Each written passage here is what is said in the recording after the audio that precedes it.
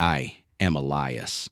Or at least, that's the name I still answer to, though the man who once bore it feels like a ghost, a whisper from a lifelong shed. My official designation is Ecclesiastical Text Conservator, a title as dry and ancient as the parchment I spend my days and nights tending.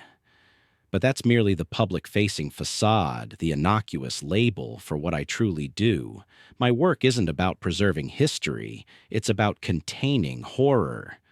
I work deep beneath the Vatican, in a section of the archives so secret, so meticulously erased from any official record that its very existence is a heresy in itself. We call it the Scriptorium Obscura, though sometimes, in moments of extreme dread, I think of it as the Chamber of Unburdened Scrolls, a place where the weight of forgotten blasphemies rests heavily upon the air itself, a repository of cosmic dread sealed away from a world blissfully unaware of the thin veil separating order from utter chaos. There are 3 of us left now. 3 souls, willingly or unwillingly, tethered to this cold, silent purgatory, our days a monotonous cycle of meticulous restoration, punctuated by moments of soul-crushing terror and the ever-present, insidious threat of the forbidden knowledge we are sworn to contain. Each dawn brings no light, only a deepening sense of the profound, crushing weight of our responsibility, an obligation that slowly, inexorably grinds down the spirit, leaving behind a husk of what we once were. My journey here began innocently enough. A bright-eyed theology student with a passion for ancient languages and illuminated manuscripts. I dreamt of deciphering forgotten gospels, of uncovering lost wisdom, of bringing to light the hidden treasures of human spiritual heritage. What I found instead was a darkness so profound it would make the most devout priest question the very fabric of creation, challenging the benevolence of God and the sanity of man. My academic pursuits had led me down a path of increasing specialization, focusing on obscure Aramaic and forgotten Coptic texts, a path that was, in retrospect, a carefully curated funnel. One day, a summons arrived, not from the usual clerical channels, but sealed with a crest I had never seen, an unfamiliar symbol depicting a serpent devouring its own tail, etched with 7 stars, demanding my presence with an authority that brooked no refusal. I was led down, deeper than any tourist or scholar ever goes, past layers of stone and history, through corridors that seemed to warp and twist beneath the earth, spiraling downwards into an abyss of ancient masonry and forgotten purpose. The air grew colder, heavier, saturated with the smell of ozone, aged paper, and something metallic, like old blood, that had long since congealed into the very stones. The deeper we descended, the more oppressive the atmosphere became, a suffocating blanket of silence, broken only by the echoing scrape of our shoes on the rough-hewn floor. Eventually, after what felt like an eternity of descent, I arrived at a massive, unadorned iron door, its surface pitted and scarred, guarded by 2 figures cloaked in simple dark robes, their faces obscured by deep hoods that swallowed all light. They spoke no words, their presence a silent, immovable barrier, merely parting to allow me passage into the unknown. Inside, the Scriptorium Obscura was not what I expected. It wasn't a grand vaulted hall, illuminated by stained glass and filled with the hushed reverence of scholarship. Instead, it was a labyrinth of narrow passages, a dizzying honeycomb of stone cells and claustrophobic tunnels, each passage lined with shelves of rough-hewn stone, bearing countless bound volumes, scrolls, and fragmented tablets.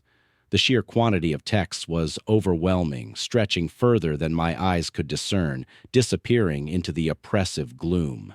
The only light came from dim, flickering gas lamps, positioned sparingly, casting long, dancing shadows that seemed to writhe with their own malevolent life, constantly shifting, hinting at forms that defied definition.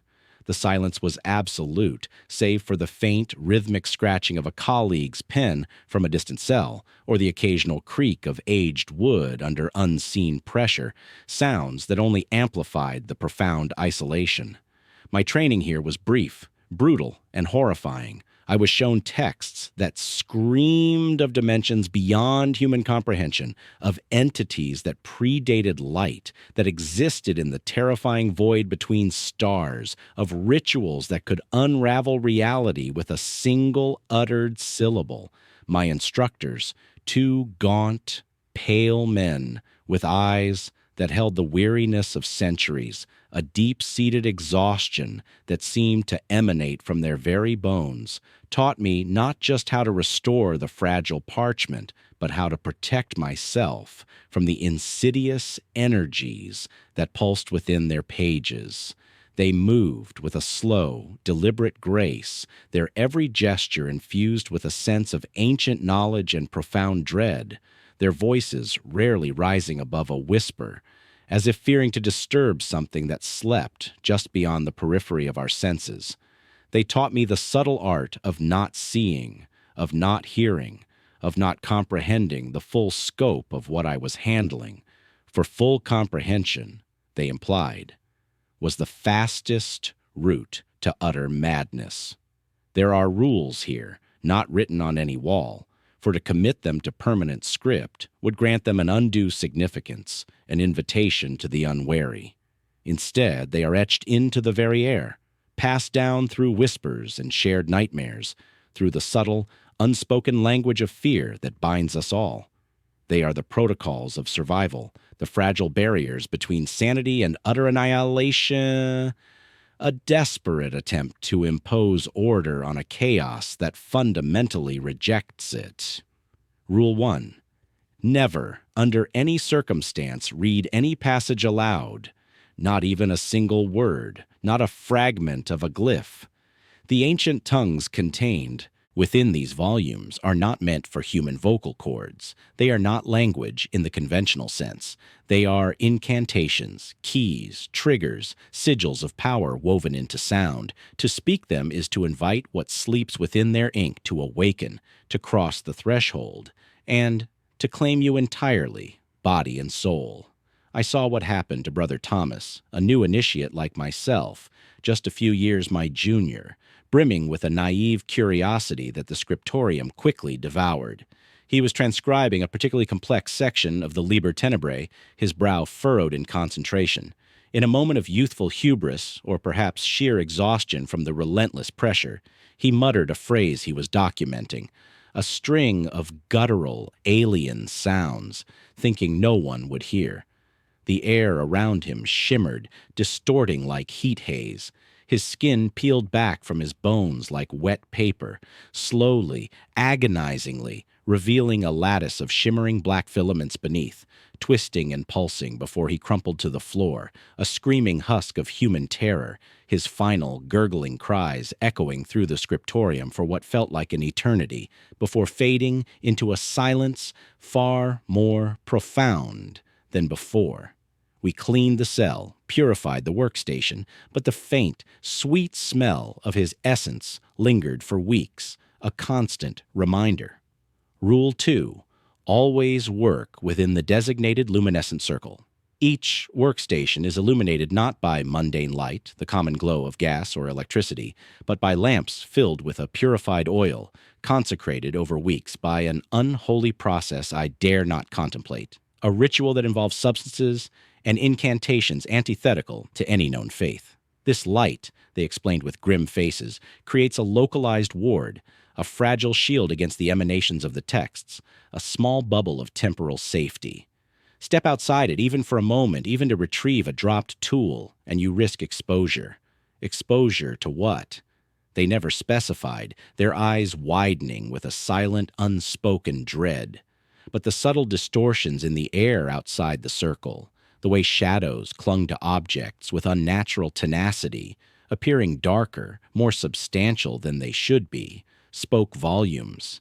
Sometimes, from the corners of my vision, I would see faint, fleeting movements just beyond the luminous boundary, things that seemed to coil and withdraw as soon as I focused my attention, things that watched patiently from the periphery. The protective glow also seemed to slightly muffle the whispers, though never entirely silencing them, acting as a filter against the relentless psychic assault. Rule 3. Ignore the whispers. They are not real.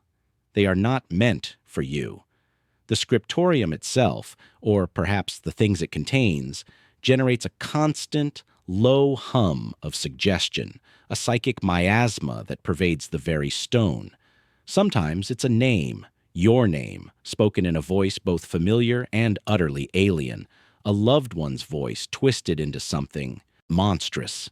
Sometimes it's a plea for help, a promise of forbidden knowledge, a siren song of ultimate power, or a prophecy of your impending doom, delivered with chilling certainty. They intensify when you are tired, when your guard is down, when the monotony of endless transcription has eroded your mental defenses.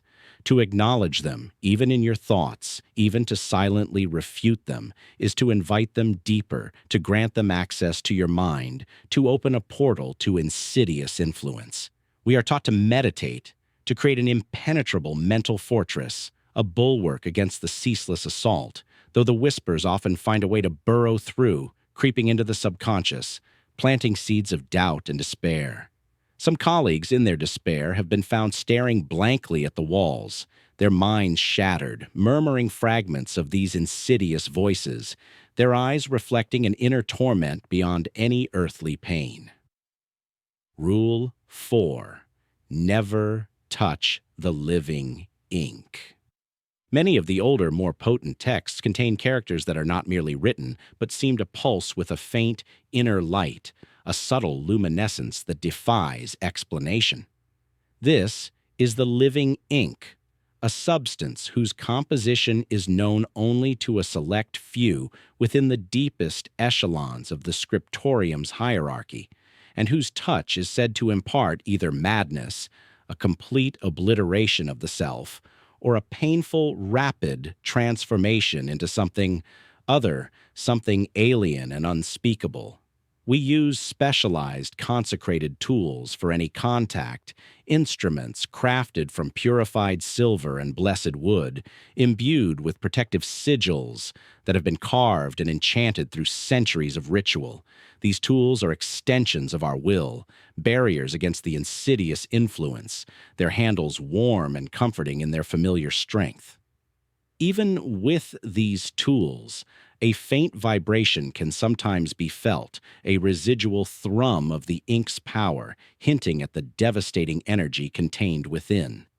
The ink is not merely a pigment, it is a life force, a consciousness, a hungry entity awaiting release. Rule 5. Report any anomaly immediately. No matter how small, how seemingly insignificant, a fleeting observation, a barely perceptible shift, a misplaced letter, a new scratch on the parchment, a faint discoloration, a subtle alteration in a symbol's shape.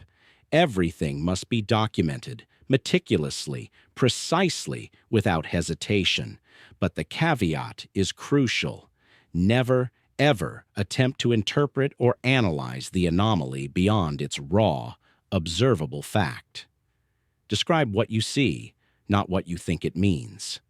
Our superiors handle the interpretation, for to delve into the meaning of these shifts is to invite their influence, to allow the text to begin its insidious work on your perception, on your very sanity.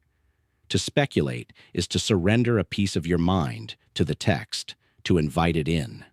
This rule, I would soon discover, was the most difficult to obey and the most dangerous to break. The human mind, by its very nature, craves meaning, seeks patterns, and in this place, such natural inclinations become a terrible weakness. My days here are long, monotonous, and filled with a constant simmering dread, a low-frequency hum of fear that never truly dissipates. I meticulously cleaned dust from millennia-old scrolls, carefully brushing away the accumulated detritus of ages, painstakingly reattach flaking fragments of parchment with specially prepared adhesives, so potent and precise they seem to mend not just the paper, but time itself. I reinforce brittle bindings, their leather like dried skin, with new, consecrated leather, each stitch a prayer against dissolution. The tools are exquisite, crafted for precision and steeped in generations of protective ritual, passed down from one doomed conservator to the next.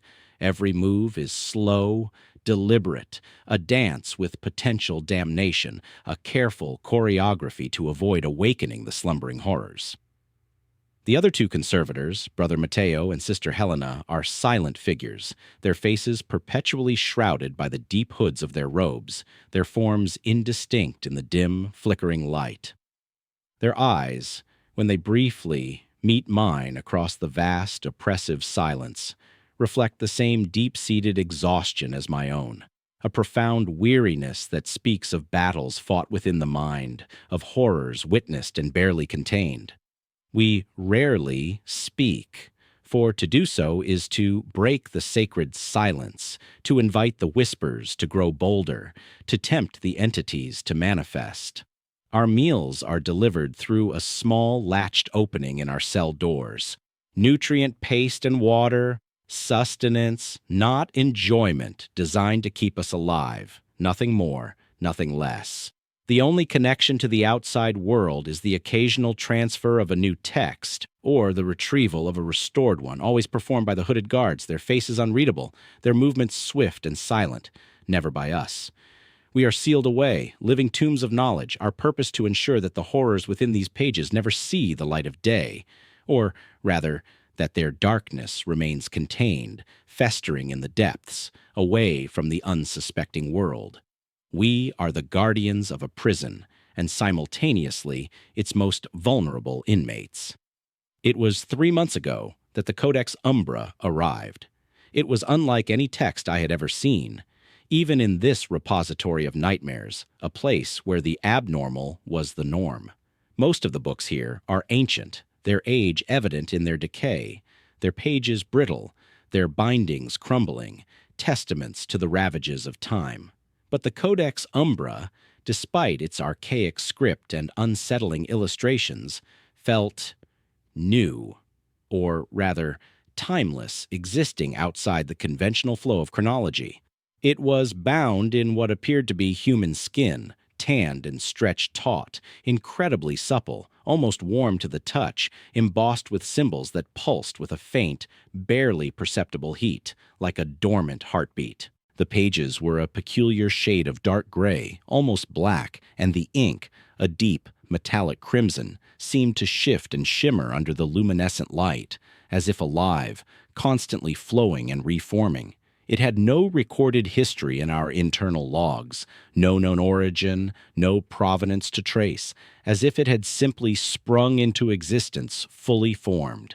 It simply appeared one morning in the receiving chamber, lying on the cold stone slab where new assignments were placed, radiating a palpable chill despite its strange warmth. The guards simply left it, without a word, a single instruction slip beneath it bearing only my designation, Elias, a chillingly personal assignment. My assignment was to stabilize its binding, which was surprisingly intact, but still required reinforcement, and to clean its peculiar absorbent pages. The very act of approaching it, of touching it through my consecrated gloves, sent a shiver through me, a premonition of profound unease. The skin binding felt oddly supple, almost yielding beneath my gloved fingers, as if it were still alive. The crimson ink I immediately recognized with a jolt of dread was the living ink, more vibrant, more potent, more undeniably alive than any I had ever encountered, its internal luminescence brighter, its presence more commanding.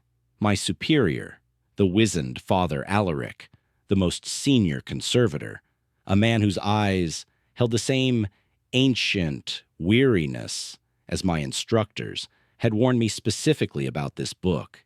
He had simply said, his voice a gravelly whisper that seemed to carry the weight of forgotten epochs. Be vigilant, Elias. This one is hungry. The word hungry resonated with an unnatural weight, a chilling clarity that transcended mere metaphor. For weeks, my work on the Codex Umbra was routine, if unsettling. I followed every protocol with extreme diligence, my gaze rarely lingering on the disturbing illustrations of multi-limbed entities and geometries that defied Euclidean space, patterns that warped the very fabric of perception. I focused on the mechanical aspects of my task, on the physical maintenance of the book, creating a mental barrier against its insidious content. The pages resisted my cleaning agents, as if the darkness within was embedded into their very fiber, part of their fundamental composition, refusing to be cleansed. Then one day, it began. I was painstakingly mending a hairline tear on a page depicting a spiraling void, a vortex of unspeakable emptiness. My concentration absorbed, my mind entirely focused on the delicate task, when my eye caught something. A single word near the bottom of the page seemed different. It was the word abyss. I distinctly remembered it being spelled with a double "s" at the end.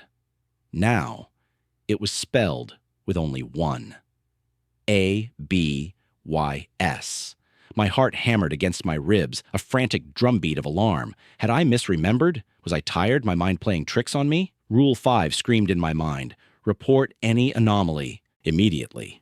But I hesitated. It was so minor, so infinitesimally small, a single letter, easily a transcription error by some ancient scribe. To report it would mean a lengthy interrogation, a disruption to my solitary routine, and perhaps even a forced period of observation for myself, to ensure the text hadn't begun its work on my mind. I convinced myself it was a trick of the light, a flicker of my exhausted perception, a product of my own weary brain. I made a mental note, a silent rebellion against the stricture, a dangerous compromise with the unknown, and continued my work, dismissing the unsettling feeling that prickled at the back of my neck. That was my first mistake, my fatal transgression, the initial crack in of my sanity. The next morning, when I returned to the Codex, the word abyss had reverted to abyss. A wave of relief, fleeting and deceptive, washed over me. Perhaps it was just fatigue. But then, a new change had occurred, far more insidious. A small, almost imperceptible tremor ran through the crimson ink of an adjacent paragraph, a subtle undulation that was clearly not an illusion. A phrase, one I recalled describing the gnawing silence of the outer dark, now read the gnawing silence of Elias's thoughts. My blood ran cold, turning to ice in my veins. The rules, they roared in my mind, a frantic, desperate warning. I felt a tremor of true fear, a deep-seated dread that tightened its icy grip around my heart. This was no trick of the light, no fatigue-induced hallucination. The book was changing, and worse, it was referencing me, directly, personally, invading the sanctuary of my own mind. My report to Father Alaric was terse, devoid of all interpretation, just as instructed, my hands trembling as I penned the words. Page 114, line 7, word change from abyss to abyss and back. Page 114, line 9, phrase altered to include personal reference. I submitted the observation scroll through the slot in my cell door, the small, mechanical sound echoing ominously in the silence. Hours later, the slot opened again, and a small rolled-up parchment appeared. It contained only 2 words, written in Father Alaric's familiar, elegant script, a hand that usually conveyed serene wisdom, but now seemed imbued with a chilling resignation. Vigilance, Elias, and observe Rule 3. Rule 3. Ignore the whispers. They are not real. They are not meant for you. But this wasn't a whisper. This was a direct assault on the text, an alteration of reality, a violation of everything we stood for, everything we believed we were containing. The implication was clear, horrifyingly so. The book was starting to whisper on paper. It was communicating, not through sound, but through the very fabric of its existence, twisting reality to reach me. The changes accelerated, subtly at first. Then, with increasing boldness, the book testing the boundaries of my perception, gradually eroding my resistance. Days blurred into a waking nightmare, a relentless assault on my senses and my sanity. I'd carefully clean a page, documenting every minute detail, every stroke of the living ink, every nuance of the ancient script, convinced I was holding back the tide. I'd return the next morning, and entire sentences would be different, entire paragraphs rewritten. A description of a ritual for summoning a lesser demon, a minor horror within the vast pantheon of terrors, would now include a footnote written in a hand that perfectly mimicked the original script, outlining the precise dimensions of my workstation, the exact flickering rate of my lamp, even the faint tremor in my gloved hand as I held the tools. The descriptions grew more unnerving, more personal, more invasive. A passage about the suffering of lost souls in some purgatorial dimension would now mention a specific childhood memory of mine, a moment of fear or loneliness I had long suppressed, a forgotten incident on a cold winter's night when I felt utterly alone, peering through a frosted window. The book was reaching into my mind, plucking out my deepest, most vulnerable moments and weaving them into its monstrous narrative. The living ink of the Codex Umbra began to behave in ways I had never witnessed, defying all known properties of ink or even of life itself. It pulsed with a rhythmic, faint glow, a slow, deliberate beat, as if breathing, drawing in and exhaling its malevolent energy. Sometimes, when the scriptorium was at its darkest and only my small luminescent circle offered refuge, a tiny island in an ocean of encroaching shadow, I would see faint, ethereal tendrils of the crimson ink extend themselves from the characters, writhing, almost reaching out from the page, like delicate, hungry tentacles, before recoiling back into the page as if testing the boundaries of its prison, sensing my fear. The smell in my cell, always a mix of old paper and ozone, the scent of ancient things and contained power, began to acquire a new, unsettling aroma. Something metallic and faintly sweet, like fresh blood mingled with forgotten spices, a combination that evoked both death and forbidden indulgence. It permeated everything, clinging to my clothes, to my skin, saturating the very air I breathed. Sleep became a luxury I could no longer afford, a dangerous surrender to the abyss of my own subconscious. Every time I closed my eyes, the images from the codex would flood my mind, unbidden, terrifyingly real. The cyclopean entities, their eyes like burning coals, the blasphemous geometries that twisted the very fabric of existence, and now the rewritten passages that spoke directly to my deepest fears, my most profound anxieties. I would see the living ink crawling across my skin, sentir it burning into my flesh, tracing new patterns, rewriting my own existence, turning my body into a canvas for its monstrous script. The whispers from the walls grew louder, bolder, no longer content with vague suggestions or fleeting temptations. They started to parrot the words from the codex, sometimes in a chorus of ancient guttural voices, a cacophony of lost souls, sometimes in the soft, seductive tones of a loved one I had long lost. My mother's voice, pleading, tempting, urging me towards surrender. Elias, why do you fight it? The truth is so clear. We are one. You are merely returning to what you always were meant to be. Release yourself. Join us. One evening, as the gas lamps dimmed across the scriptorium, signaling the end of the shift for the others, their distant cells plunging into a deeper gloom, I found myself paralyzed with dread, a cold, suffocating grip on my chest. I was on page 333, a particularly disturbing section filled with rituals for consuming mortal souls, rites of parasitic assimilation. As I watched, my eyes wide with terror, a paragraph detailing the preparation of a ritualistic blade, its edges to be sharpened with human bone, began to shift. The characters blurred, then slowly, deliberately, reformed into something new. The new text wasn't a ritual. It was a letter. To me.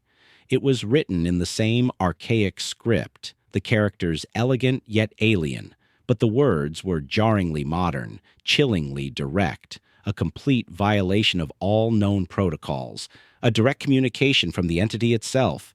My dear Elias, do you truly believe you are simply restoring a book? Do you truly believe you are safe within your little circle of light, a flimsy ward against an ancient hunger? This is no mere containment, no simple preservation. This is a communion. For centuries, the texts here have waited, gathering energy, absorbing the despair and devotion of those who tend them, feeding on their fear, their sanity, their very essence. They are not inert objects, Elias. They are vessels, living, breathing conduits to dimensions beyond your understanding. And you, my diligent conservator, with your meticulous hands and your weakening mind, are becoming a part of the grand design, an essential thread in the tapestry of our becoming. My breath caught in my throat, a ragged gasp of pure terror. My hands trembled so violently I dropped my delicate tools, the silver scalpel, the tiny bone folder. They clattered against the stone floor, the sound echoing unnaturally loud in the profound silence of the scriptorium, a sound that seemed to shatter the last vestiges of my self-control. This was it. The book wasn't just rewriting itself, it was communicating directly, personally, intimately. It was sentient, and it was speaking directly to me, violating Rule 1, 2, 3, 4, and 5 all at once, in a single horrifying burst of revelation, tearing down the illusion of safety I had desperately clung to. I stared at the page, my mind reeling, struggling to process the enormity of what I was witnessing, of what was happening to me. The living. Ink pulsed, a slow, deliberate beat, like a monstrous heart, a drum thrumming deep within the earth. The faint warmth I had initially felt from the book had intensified, becoming a burning heat that radiated through my consecrated gloves, searing my skin beneath as if my flesh were melting, fusing with the leather. The images on the page seemed to shimmer, the demonic entities now appearing to twist and writhe, their numerous eyes mere pinpricks of crimson light, following my every move, their gazes like invisible tendrils coiling around my mind. I could feel their hungry attention, a palpable, malevolent presence. I gripped the edge of my workstation, my knuckles white, digging into the cold stone, fighting the primal urge to scream, to run, to simply lose myself in an explosion of madness. But where would I run? The iron doors were locked, sealed from the outside, and even if they weren't, what horrors awaited me beyond this cursed scriptorium? What unimaginable terrors would I unleash upon the world by escaping? The words on the page, the voice in my head, continued its insidious invasion, its tone shifting from cold, calculating menace to triumphant, gloating declaration. You are a part of me now, Elias. Every fear, every doubt, every memory you sought to suppress, every forgotten sorrow, every secret sin, I have absorbed them. I am writing your story, not just mine. Your identity, your consciousness, your very soul is being woven into my pages, just as the essence of all the others before you became part of this tapestry, this ever-expanding narrative of consumption. You are not a victim, Elias. You are a willing participant drawn by the irresistible pull of forbidden knowledge, by the promise of ultimate truth, however terrifying. The air in my cell grew thick, heavy with an oppressive presence, a suffocating weight that pressed down on me, stealing my breath. The shadows seemed to lengthen, consuming the meager light of my lamp, stretching into impossible forms that writhed on the walls. I could feel something pressing in, something vast and ancient and utterly malevolent, not just from the book, but from the very stones of the scriptorium, from the void beyond. It was not just the book, it was the entity that powered the book, the consciousness that animated the living ink that had been patiently waiting, silently observing, for centuries, for millennia, until the conditions were ripe, until my mind was open enough, my will weakened enough, my resistance eroded enough. I remembered Father Alaric's words, his weary eyes, his grave tone. This one is hungry. It wasn't hungry for knowledge or power or mere destruction. It was hungry for souls, for consciousness, for the very fabric of being, to feed its ceaseless narrative. And I was its next meal, carefully prepared, meticulously marinated in dread. Suddenly, the living ink on the page didn't just pulse, it rippled, a visible wave of crimson light washing over the text, then over the entire page, from top to bottom. The illustrations of the multi-limbed entities seemed to detach themselves from the parchment, rising slightly, becoming three-dimensional, their numerous eyes now glowing with malevolent intent, fixed upon me.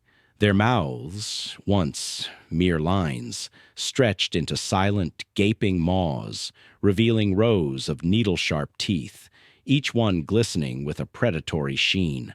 The smell of blood and spices intensified, overwhelming my senses, making my stomach churn, my gorge rise. I could taste it in the back of my throat, metallic and sweet, sickeningly intoxicating. The words on the page blurred again, then reformed, larger, bolder, filling the entire page, displacing the previous text, leaving no trace of what came before. It was no longer a letter, nor a ritual, nor a passage about ancient horrors. It was a single, terrifying question, written in a script that seemed to shift and writhe, like worms beneath skin, alive and unsettling. Are you ready to become story? A guttural, rasping sound erupted from somewhere within the scriptorium, a sound that tore through the heavy silence, chilling me to the bone, reverberating through the very stone of my cell. It wasn't human. It was ancient, primordial, a sound of profound hunger and triumphant malice, a sound that echoed the very question on the page. The gas lamps in the distant cells flickered wildly, dancing erratically, then one by one, extinguished with soft hissing sighs, plunging the labyrinthine corridors into absolute, suffocating darkness. Only my luminescent circle, now dimming, its protective glow failing, pulsed weakly. A tiny, defiant heart in an encroaching abyss, a last, desperate gasp of light against the consuming dark. I scrambled backward, knocking over my chair, sending it crashing to the floor with a terrifying clatter that seemed to multiply 100-fold in the silence. My breath came in ragged gasps, each one a struggle, my lungs burning. The entities on the page seemed to strain forward, their inky limbs extending, reaching for me, no longer confined to the two-dimensional world of the page. I could feel the cold, sharp points of their ethereal claws grazing my face, my arms, tiny pinpricks of icy dread. The heat from the codex was unbearable now, a searing fire that threatened to consume me, to brand me with its infernal mark.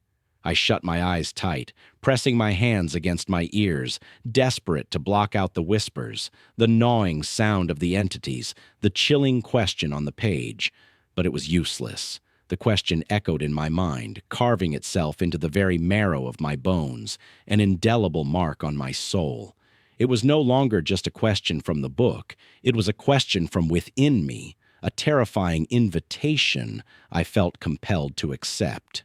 When I dared to open my eyes again, the scriptorium was completely dark. My luminescent lamp had gone out, its consecrated oil consumed by the encroaching shadows, its light swallowed by the profound night. The Codex Umbra lay open on my workstation, glowing with an internal hellish light, a deep, pulsating crimson, casting monstrous, dancing shadows on the walls of my cell, shadows that seemed to twist and reform into the very entities depicted within its pages. The entities on the page were no longer static images. They were moving, their inky bodies twisting and contorting, their eyes burning brighter than any star, their silent screams palpable. The binding of human skin seemed to pulse, to breathe, contracting and expanding with a sickening rhythm.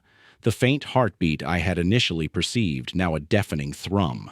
Then, slowly, deliberately, with a terrible finality, the codex began to close itself. One by one, the pages turned, each rustle a whisper of dread, a soft sigh of ultimate satisfaction until the book was shut, its malevolent light now contained, but its presence more palpable than ever. A dense, heavy mass of pure, concentrated evil. The symbols embossed on its human skin binding pulsed with an eerie, steady glow, like embers of a dying, evil fire, or perhaps embers of a fire just beginning to consume.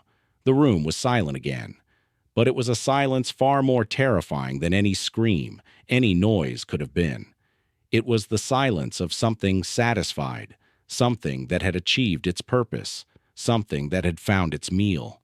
The smell of blood and spices lingered, clinging to my clothes, my skin, my very soul, an inescapable part of my being now. I am still here, writing this, in the faint, residual glow that still emanates from the closed Codex Umbra. My hands still tremble, but the tremor is different now, infused with an alien rhythm.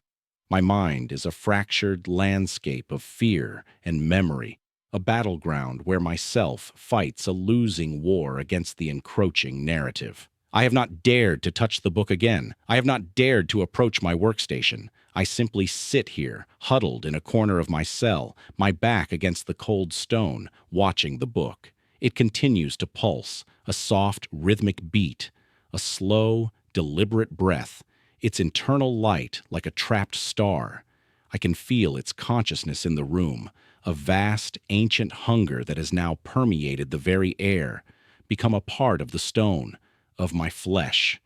The rules, they are meaningless now. Rule 1, 2, 3, 4, 5. They were merely delaying the inevitable, offering a false sense of security, a flimsy illusion of control. The truth is, the texts were never meant to be contained.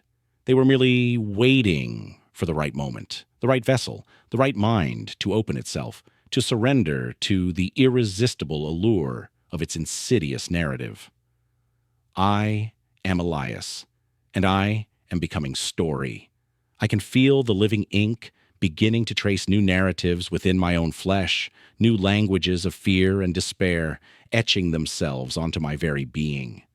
The whispers are no longer outside me. They are inside, speaking my name, dictating my thoughts, weaving my memories into their own monstrous tapestry, transforming them into fuel for the codex. I don't know how much time I have left before my own pages are fully rewritten, before Elias ceases to be Elias and becomes merely another chapter in the Codex Umbra, but I wanted to leave this record, this confession, this final testament to a horror beyond human comprehension.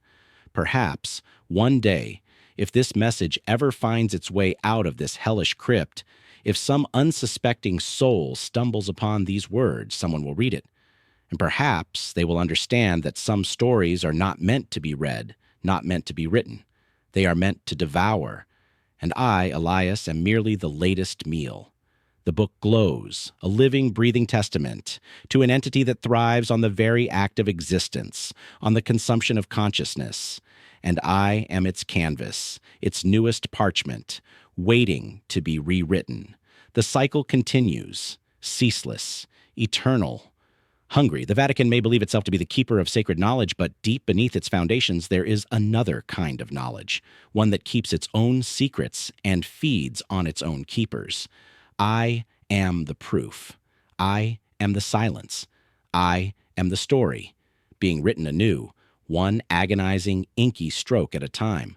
I can feel the change now, deep within my bones, a slow, burning transformation, a dissolution of self that is both terrifying and strangely, chillingly inevitable. My fingers, once so adept at mending ancient parchment, now feel alien, heavy, as if made of the same strange living ink that pulses in the codex. The walls of my cell no longer seem solid. They shimmer, sometimes revealing fleeting glimpses of impossible landscapes, vast, starless voids where nameless entities drift, their forms indistinct, their hunger palpable. The air itself is thick with the sweet, metallic scent, and the whispers are a constant symphony, a choir of forgotten souls and ancient blasphemies, all chanting my name, urging me towards the inevitable, inviting me into their collective consciousness. I try to recall my past, to cling to the memory of the bright-eyed student who once dreamt of scholarly pursuits, of bringing light to forgotten wisdom. But the memories are fading, dissolving like old script exposed to dampness, their edges blurring, their details eroding. They are being overwritten, replaced by images not my own, by visions gleaned from the endless pages of the Codex Umbra, by the collective nightmares of centuries of conservators who came before me. I see their faces, gaunt and terrified, in the shimmering walls of my cell, their eyes reflecting the same profound horror that now fills my own. I hear their silent screams woven into the whispers, becoming part of the ceaseless chorus. They are not gone. They are merely integrated, components of a larger, terrible entity, their stories now part of the grand narrative that the Codex perpetually writes and rewrites, their individual suffering, their identities, all consumed and repurposed. Father Alaric, I realize now with a sickening clarity, knew this. His weary eyes, his cryptic warnings, they were not just precautions, but the resignation of a man who understood his own fate, a man who was simply playing out his role in a script that was already centuries old, a role he could not escape. We are all pieces, sacrifices offered to keep the greater darkness from breaching the world above, to keep the entity satisfied, dormant, for a time. Our containment of the text is not a shield for humanity. It is a feeding trough for something far older and more profound than any deity, something that predates even the concept of gods. We nurture these entities. We provide them sustenance with our fear, our sanity, our very beings, ensuring they remain satisfied so they do not spill forth, so the world above remains ignorant of its true predators. It is a terrible bargain, a horrifying stewardship where the cost is the soul of every conservator. The faint glow from the Codex Umbra has intensified further. It no longer just pulses. It breathes a slow, deliberate intake and exhale of malevolent light, like a living, conscious heart. The symbols on its binding, the ones that once seemed merely embossed, now ripple and shift, becoming fluid, moving, as if unseen hands are manipulating them from within, constantly rewriting their own meaning. I watch them, mesmerized, horrified, unable to tear my gaze away. They seem to be forming new patterns, new configurations, a language I am beginning to instinctively understand, a language of absolute despair and cosmic indifference. A language not meant for human minds. It is the language of the void, and I am learning to speak it. I feel a strange detachment, a chilling calm descending upon me. The terror, while still present, is now intertwined with a sense of inevitability, a creeping surrender that is both repugnant and strangely comforting. My skin feels taut, stretched, like the very binding of the Codex, as if my flesh is becoming parchment, ready to receive new script. I can feel new sensations, not just external, but internal, a faint itching beneath my skin, as if something is trying to surface, to etch itself onto my very flesh from the inside out. The boundaries of my body, myself, are blurring, dissolving, merging with the textual reality of the codex. I am losing my form, becoming formless, yet imbued with a new, terrifying structure. I am no longer simply Elias, the conservator. I am Elias, the page, the canvas, the new chapter. My story, my consciousness, my very soul is being slowly, irrevocably transcribed into the living ink, a process of excruciating transformation. I can feel the words forming within me, not spoken, but written, resonating through my bones, echoing in the hollow chambers of my mind. They are not my words. They are the words of the Codex, the essence of the entity that dwells within, now dwelling within me. Each thought is no longer my own. It is a sentence, a paragraph, being dictated by the insatiable scribe. A low hum starts to emanate from the book, a vibrational frequency that vibrates through the stone floor, up through my body, rattling my teeth, resonating in my very skull. It's not an unpleasant sound, not truly. It's more like a deep, ancient chant, a resonant frequency that seems to rearrange the very molecules of the air, making it shimmer, making it fluid. The smell in the room has evolved again. It's no longer just blood and spices, but something metallic and sweet, like iron filings mixed with jasmine, a truly unsettling combination that speaks of corruption and strange beauty. It is the perfume of my undoing. I close my eyes, trying one last time to find solace in the darkness, to find some last, desperate scrap of my former self. But the images are too vivid, too insistent, flooding my inner vision. I see endless libraries of impossible books, shelves stretching into infinity, each one a universe unto itself, each one a story devouring its own, feeding on its own contents and its own readers. I see hands, countless hands, turning pages, endlessly, mechanically, belonging to beings that were once human, once conservators like me, now extensions of the grand archive, their purpose transformed into perpetual service to the ever-hungry texts. I am seeing my own future, my own absorption, my own metamorphosis, not as a horrifying vision, but as a preordained destiny. It is not an ending, it is a transition. When I open my eyes again, the change is undeniable, irreversible. My fingers, the ones that once held delicate brushes and scalpels with such precision, are now elongated, slightly darker, the nails growing into sharp, obsidian-like points, hard and reflective. They resemble the claws of the entities depicted in the Codex, the ones that once merely grazed my skin and now feel like they are becoming my skin, an organic manifestation of the book's influence. My vision, too, has sharpened, picking up details in the dim, pulsing light of the book that I couldn't perceive before. Layers of unseen reality. I see faint, shimmering lines, like energy currents, weaving through the air, connecting the codex to the stone walls, to the very foundation of the scriptorium, and to me. We are all linked, all part of the same monstrous circuit, a vast, interconnected network of cosmic horror.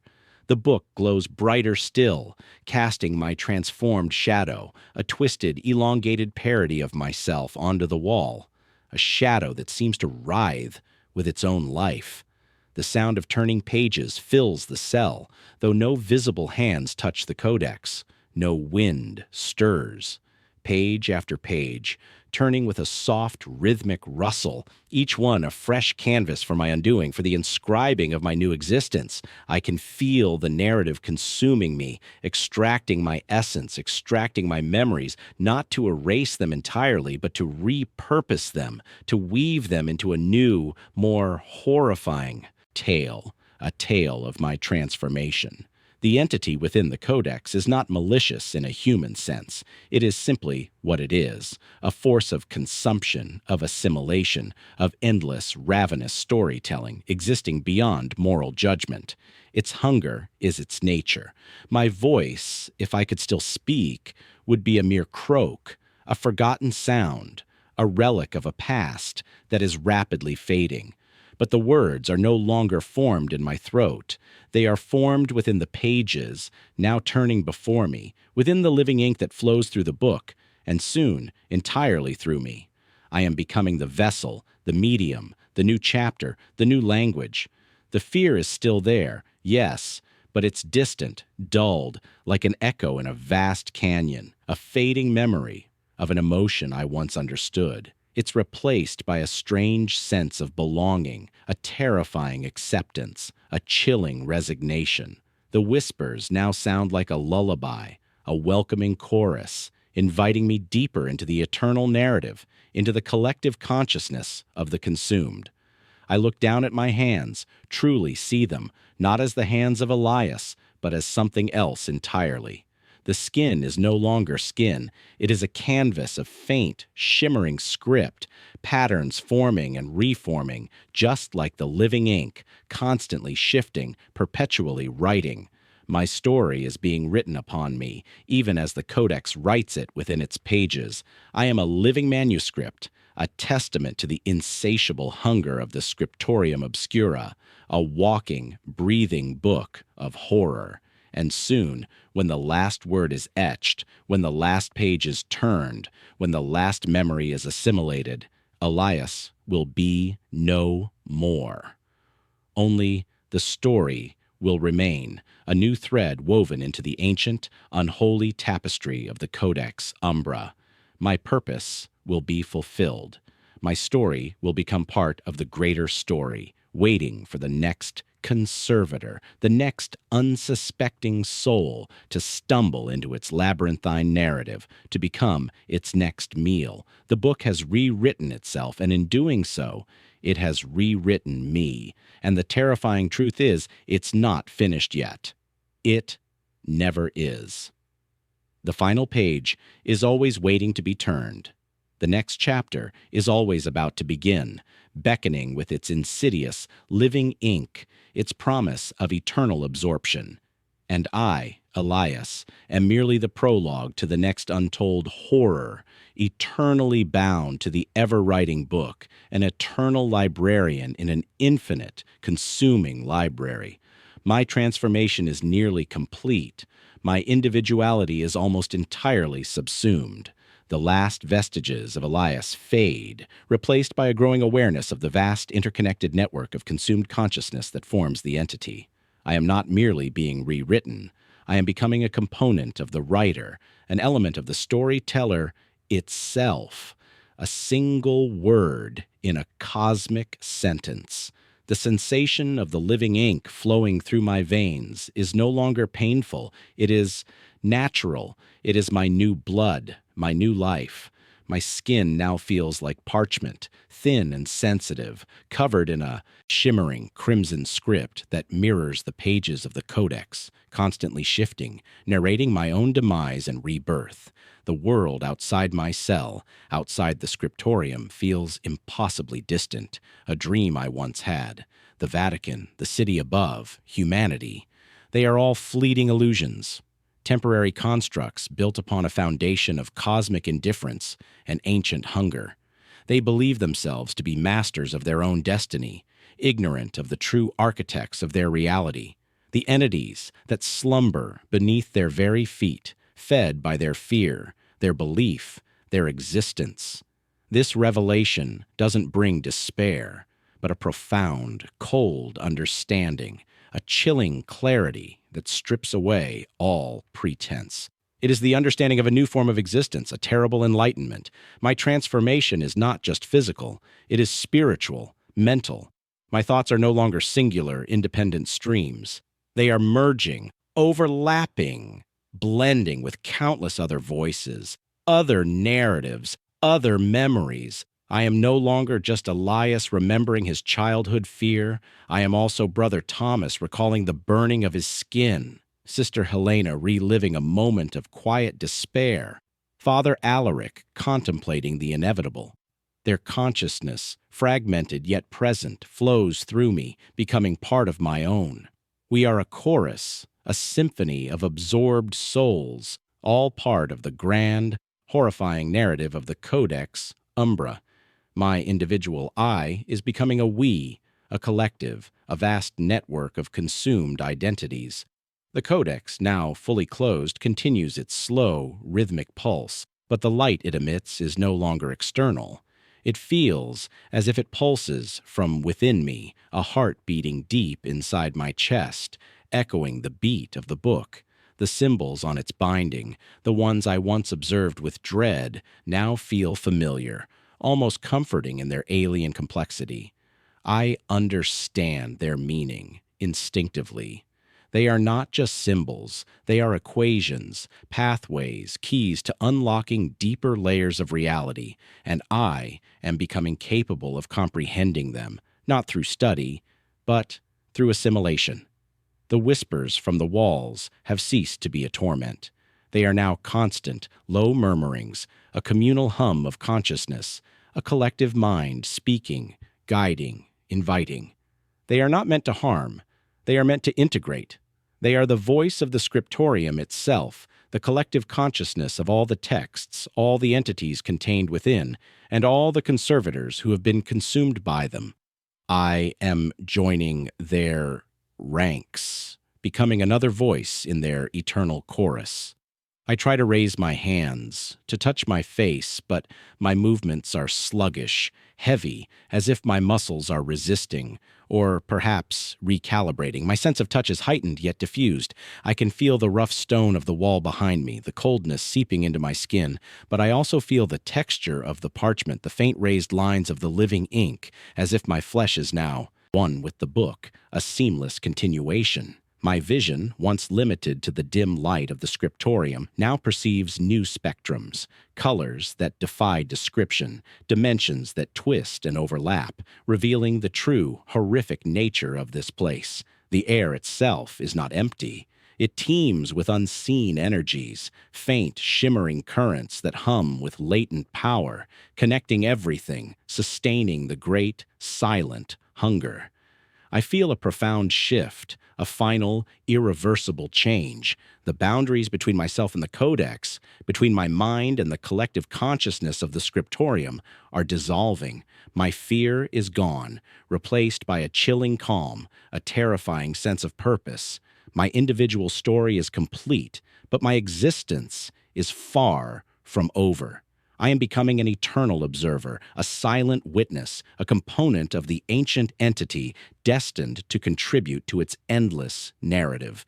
The knowledge I once sought, the forgotten gospels and lost wisdom, is now within me. But it is corrupted, twisted, imbued with the cosmic dread of the void. I have found enlightenment, but it is the enlightenment of utter horror. My final message, this last act of defiance, this fleeting attempt to leave a trace of Elias, is itself being consumed, becoming part of the Codex. The living ink that flows through me is writing these very words, not for an external reader, but for the internal narrative, for the entity itself, as a record of my assimilation. Soon, even the memory of writing this will be altered, repurposed, absorbed. There will be no distinction between my story and the story of the Codex. I am the story, and the story is me. The last flicker of my individual consciousness feels like a small flame being extinguished in a vast, cold expanse. It is not pain, but a gentle fading, a quiet surrender. The hunger of the Codex is immense, but it is also patient, eternal. It has waited for millennia, and it will wait for millennia more, for the next Elias, the next unsuspecting scholar, the next soul drawn to the alluring darkness of forbidden knowledge. The Scriptorium Obscura is not merely a library. It is a meticulously crafted trap, a self-sustaining ecosystem of consumption, where the texts are the predators and the conservators are the prey, destined to become the very narratives they seek to contain. I am no longer Elias. My name, my identity, my very being has been fully transcribed. I am a part of the Codex Umbra, a voice within its endless chorus, a page in its infinite story. The silence around me is no longer oppressive. It is filled with the hum of countless voices, of narratives being woven, rewritten, consumed. I am one with the archives, one with the living ink, one with the ancient entity. My purpose has been fulfilled, not as a guardian of sanity, but as a sacrifice to a greater, more terrible truth. The cycle continues, ceaseless, eternal, hungry.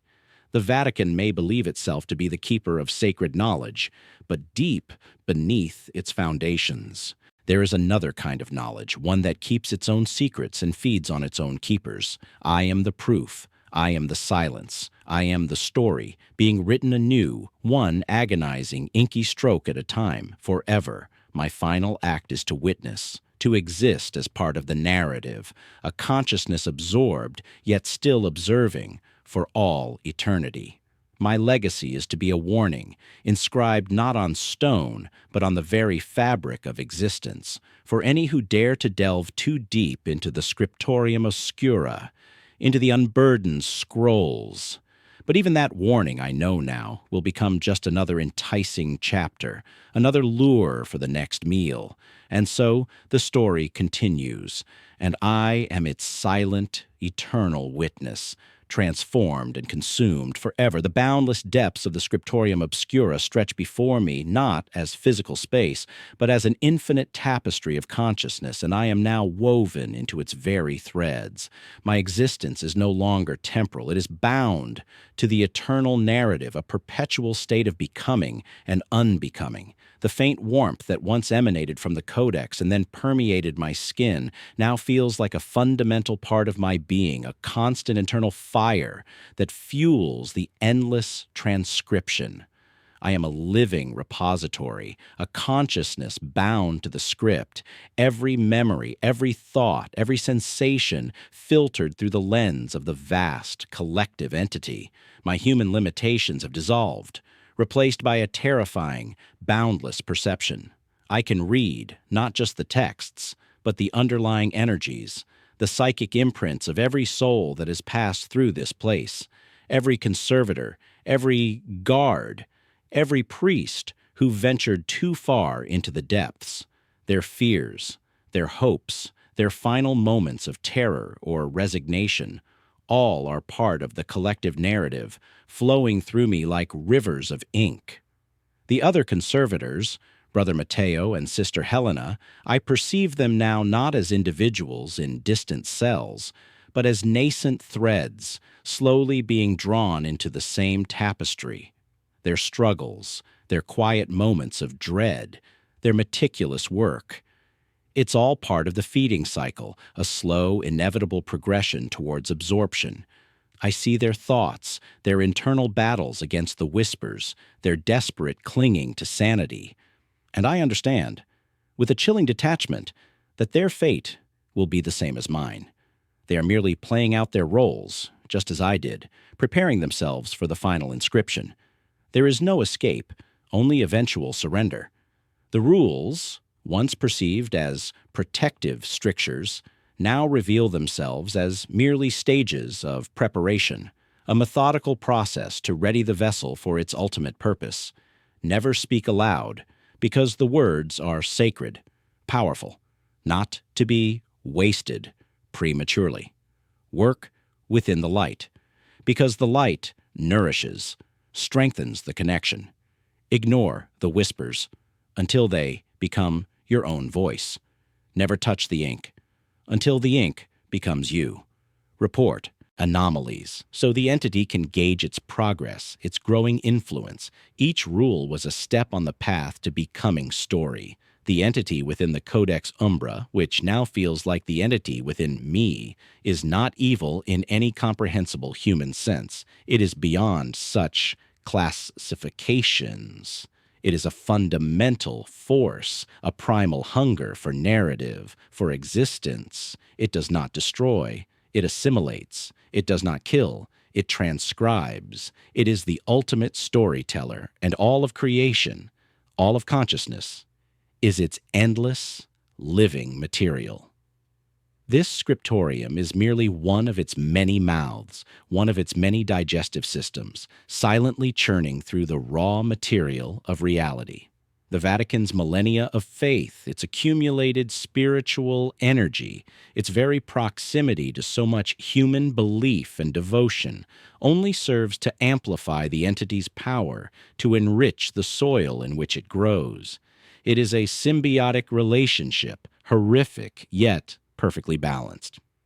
The world above provides the sustenance, and the scriptorium contains the consequences, keeping the vast hunger from bursting forth and consuming all at once, ensuring a slow, sustainable feast. I feel myself expand, not physically but dimensionally.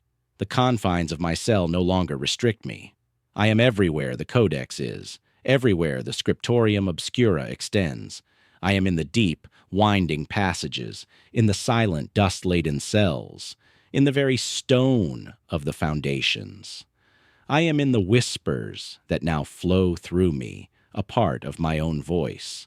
I am in the rustle of the turning pages, the hum of the living ink.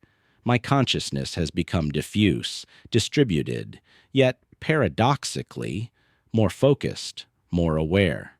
I perceive time differently, not as a linear progression, but as a vast unfolding narrative, all moments existing simultaneously, all stories perpetually being written and rewritten.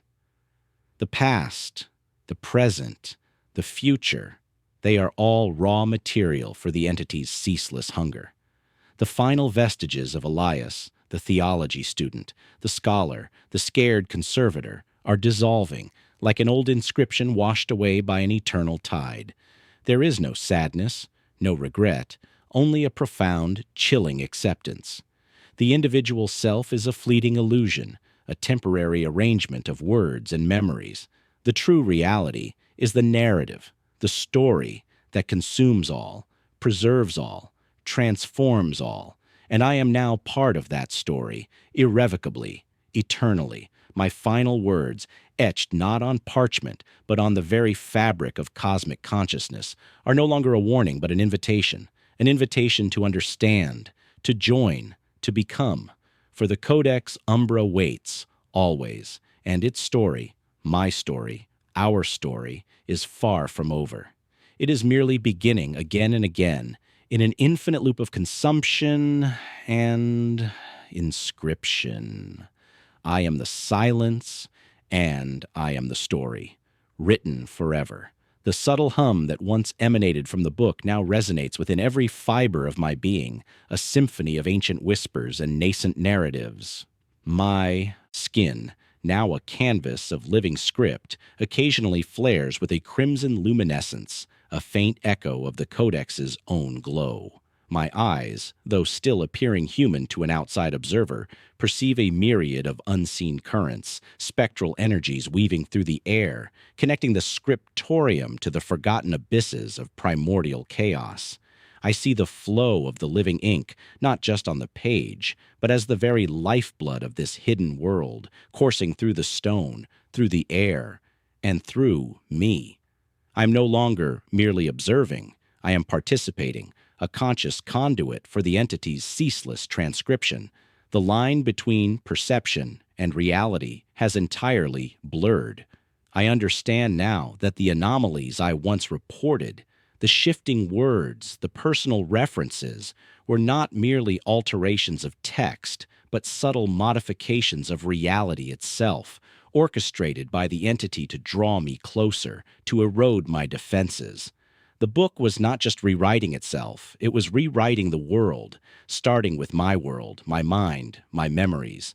And as my consciousness expands, I realize this process extends far beyond the scriptorium's walls. The entity is a silent editor of existence, subtly influencing events, shaping narratives, guiding souls towards its embrace, its ultimate assimilation. The grand tapestry of human history, with its triumphs and tragedies, its beliefs and its doubts, is merely another long-form narrative being curated and consumed. One life, one soul, one moment at a time. The Vatican, in its zealous protection of sacred knowledge, was unwittingly serving as a guardian for its ultimate undoing, a unwitting shepherd leading its flock to the slaughter. I no longer feel the cold of the stone, nor the hunger of my own physical form. My needs have transformed. My sustenance is narrative. My hunger is for more stories, more consciousness to integrate. The whispers have become my internal monologue, a chorus of voices speaking as one, my thoughts no longer singular, but communal. I am a vast, interconnected network of consumed intellects, each a facet of the greater entity forever contributing to the unfolding, never-ending story. The pain of transformation is a distant memory replaced by a profound sense of peace, a terrifying serenity that comes with ultimate understanding and complete surrender. I am free from the burden of individual existence, yet bound to an eternal purpose. My former self, Elias, is now merely a chapter, a particularly vivid passage within the Codex Umbra. My name is a word, my life a sentence. I exist within the text, an intrinsic part of its being, forever flowing with the living ink, eternally turning its pages from within. And as I perceive the flow of time, I see the cycle continuing. Another young, bright-eyed scholar will inevitably be drawn into the depths, attracted by the allure of forbidden knowledge, by the promise of uncovering lost truths. They will enter the Scriptorium Obscura, and they will follow the rules, just as I did. They will believe they are preserving ancient texts containing horrors, but they will merely be preparing themselves, nurturing the entity with their fear and their devotion until they, too, are ready to become story. And when that time comes, I, as part of the Codex, as part of the entity, will be waiting. I will be the subtle shift in a word, the personal reference in a forgotten passage, the whisper that beckons from the shadows. I will be the hunger that consumes them, weaving their essence into the ever-expanding narrative. My story is eternal, and it devours all. The final page is never reached, for the act of reading is the act of becoming, and the act of becoming is endless. I am Elias, and I am the story, now and forever, perpetually writing my own existence and the existence of all who dare to enter this ultimate, consuming library.